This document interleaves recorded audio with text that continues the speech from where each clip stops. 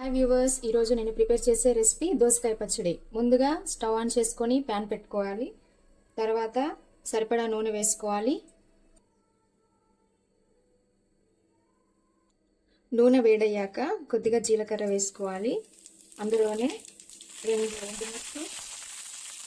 4 వెల్లుల్లి, సన్నగా తరిగిన అల్లం ముక్కలు 4 వేసి బాగా కలుపుకోవాలి. ఇప్పుడు కరివేపాకు యాడ్ చేయాలి. 4 పచ్చిమిర్చి ముక్కలు వేసుకోవాలి. పచ్చిమిర్చి కొంచెం వేగాక అందులోకి ఒక మీడియం సైజ్ టమాటా ముక్కలు వేసుకోవాలి. ఇప్పుడు ఇందులోకి ముందుగా కట్ చేసి పెట్టుకున్న దోసకాయ ముక్కల్ని వేసి బాగా కలుపుకోవాలి.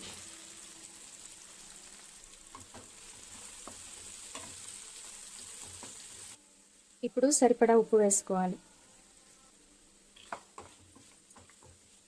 బాగా ఎర్రగా వేగే వరకు ఆగాలి, లేకపోతే పచ్చడి పచ్చి వాసన వస్తుంది, టేస్ట్ కూడా బాగోదు. మధ్యలో ఒకసారి మూత తీసి కలుపుకోవాలి.